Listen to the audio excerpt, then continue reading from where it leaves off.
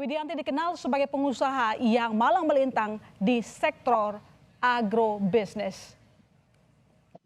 Saudari, layar kaca Anda baru saja keluar Veronica Tan setelah bertemu tidak dengan waktu yang cukup lama, hanya beberapa menit, mungkin kurang dari 10 menit. Kita akan dengarkan pernyataannya.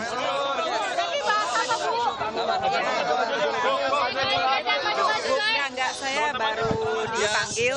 Bu, tolong lihat kamera. Ya.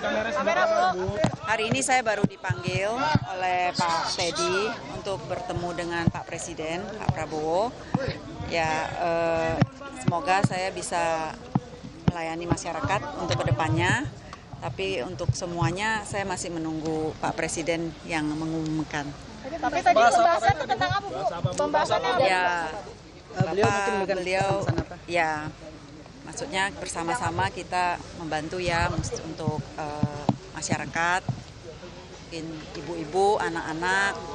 Jadi saya bilang iya, siap Pak. Jadi untuk pengumuman ya nanti tunggu dari Pak Presiden. Berarti besok ke Hambalang dong, Bu? Besok Ibu disebutnya jadi wamen, Bu. Kemudian ada informasi yang hari ini dipanggil jadi calon menteri. Berarti ini Ibu jadi naik ya, Bu, dari calon wamen jadi calon menteri ya, Bu? Nunggu dari Pak. Bu, mana sini, Bu? Perempuan dan anak ya. Masih banyak yang lain. Makasih, Bu.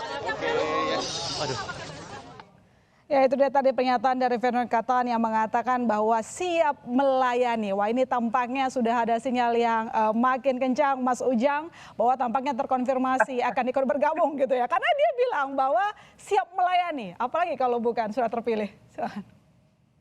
Mas Ujang. Ya tentu hal yang positif saja, yang bagus saja ketika Pak Prabowo memberikan kepercayaan kepada tokoh wanita ya, tokoh perempuan. Dan itu kesempatan tadi untuk bisa berbuat melayani untuk kepentingan bangsa dan negara. Jadi jangan sampai nanti tadi melayani, tapi melayani diri sendiri dan keluarga. Ini catatan kita bersama, karena ya saya mengkritisi juga ketika misalkan menteri dulu gitu berkunjung ke banyak negara, mengajak istrinya, mengajak keluarganya. Ini mestinya tidak dilakukan lagi. Kita tidak mau dengar lagi seperti itu. Oleh karena itu, kalau konsepnya melayani, maka ya melayani kepentingan masyarakat bangsa dan negara, bukan melayani kepentingan individu bahkan keluarganya. Jadi konsep ke depan adalah mengevaluasi hal-hal yang negatif di masa sebelumnya untuk bisa dijadikan pelajaran agar tadi konsep melayani itu betul-betul tumbuh, betul-betul dihadirkan di pemerintahan ke depan.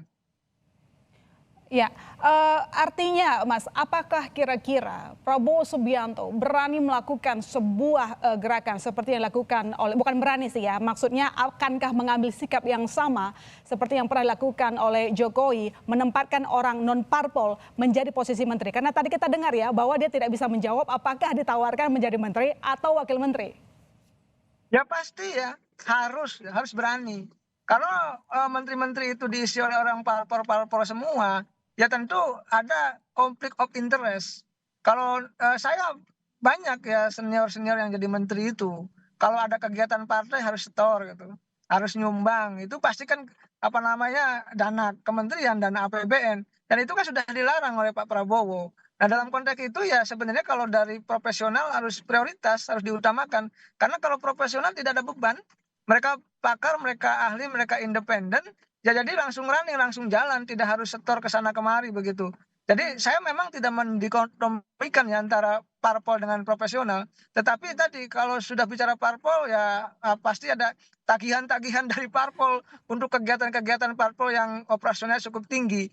Oleh karena itu keberanian Pak Prabowo sedang diuji oleh publik, oleh rakyat Indonesia, sedang menunggu apakah memang pembentukan desain zakon kabinet itu betul-betul realistis, betul-betul rasional, betul-betul diimplementasikan, atau hanya sekedar wacana. Nah inilah yang ditunggu oleh kita bersama.